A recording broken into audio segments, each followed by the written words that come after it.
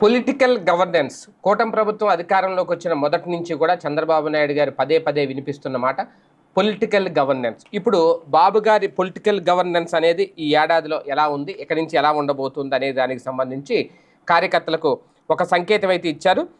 రాష్ట్రంలో ఈసారి కూటమి అధికారంలోకి వచ్చాక ముఖ్యమంత్రి చంద్రబాబు నాయుడు గారు పదే పదే చెబుతున్నమాట పొలిటికల్ గవర్నెన్స్. 5 ఏళ్లలో దెబ్బతిన్న వ్యవస్థల్ని గాడిని పెడుతూ అభివృద్ధిని పట్టాలెక్కించడంపై దృష్టి పెడుతూనే వైసీపీ మళ్ళీ అధికారంలోకి రాకుండా ఉండేలా అన్ని స్థాయిలో పార్టీ నాయకులు కేడర్కు ప్రాధాన్యం ఇస్తూ పొలిటికల్ గవర్నెన్స్ చెయ్యాలి అనే అవసరాన్ని గుర్తించారు. ఇది పొలిటికల్ గవర్నెన్స్ అంటే మెయిన్ ఇందులో పొలిటికల్ గవర్నెన్స్లో కీలకమైన అంశం ఏంటి అంటే చంద్రబాబు నాయుడు గారు ఎప్పుడు ముఖ్యమంత్రిగానే ఉండాలి. ఎట్టి పరిస్థితుల్లో వైసీపీ కానీ జగన్ కానీ అధికారంలోకి వచ్చే ప్రసక్తే లేకుండా నిర్ణయాలు తీసుకోవాలి. అది పొలిటికల్ గవర్నెన్స్ అంటే.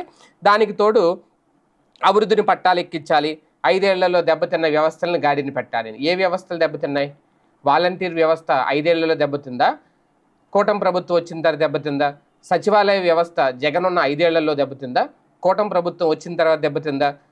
రేషన్ వాహనాలు ఇంటికే వెళ్ళి డోర్ డెలివరీ చేస్తుంటే జగన్ హయాంలో 5 ఏళ్లలో అప్పుడు దెబ్బతిందా ఆ వ్యవస్థ? కూటమి ప్రభుత్వం వచ్చిన తర్వాత ఆ వ్యవస్థ లేకుండా దెబ్బతీశారా? అంటే చెప్పుకుంటూ పోతే మద్యం ఉంది. మద్యం ప్రభుత్వం అధీనంలో ఉన్నప్పుడు దెబ్బతిందా? ఇప్పుడు ప్రైవేటు వ్యక్తుల చేతిలోకి వెళ్ళిన తర్వాత ఎక్కడికెక్కడ బెల్ట్ షాపులు పెరిగిపోయి సమయం లేకుండా ఇష్టాను రీతిలో ఎక్కడ పెడితే అక్కడ బెల్ట్ షాపుల రూపంలో మద్యాన్ని అధికంగా అమ్ముతుంటే ఇప్పుడు ఆ వ్యవస్థ దెబ్బతిందా? అప్పుడు దెబ్బతిందా? విలేజ్ క్లినిక్లు అప్పుడు ఆ వ్యవస్థ అద్భుతంగా ఉందా? ఇప్పుడు అద్భుతంగా ఉందా? ఇప్పుడు దెబ్బతిందా? ఆర్బీకేలు రైతు భరోసా కేంద్రాలు రైతులకు అందుబాటులో ఉండేవి, అప్పుడు దెబ్బతిన్నాయా? ఇప్పుడు దెబ్బతిన్నాయా? అంటే వ్యవస్థలు నాశనం చేసేశారు జగన్మోహన్ రెడ్డి. అంటే వ్యవస్థలు నాశనం చేశారా, సృష్టించారా? ఏ వ్యవస్థ నాశనమైంది?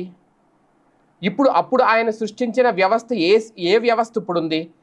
ఏ వ్యవస్థను ఇప్పుడు అడ్రస్ లేకుండా చేస్తున్నారు? అంటే వ్యవస్థలు ఎవరు నాశనం చేస్తున్నారు, ఎవరు సృష్టిస్తున్నారు? సంపద సృష్టిస్తామని చెప్పారు ఆయన. జగన్ సంపద సృష్టిస్తామని చెప్పలేదు, కానీ వ్యవస్థలను సృష్టించారు. ఇక్కడ సంపద సృష్టి కోసం P4 అంటున్నారు, మార్గదర్శులు అంటున్నారు.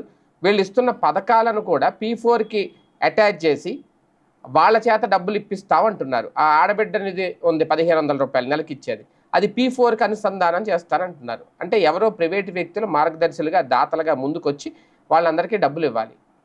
జగన్ అలాంటి ప్రయత్నం చేయలేదే. ఇస్తారన్న నవరత్నాలు, ఆయన సంక్షేమాలు ఆయనే ఇచ్చారు. అప్పుడు మరి వ్యవస్థ దెబ్బతీసినట్ట, ఇప్పుడు వ్యవస్థ దెబ్బతీసినట్ట?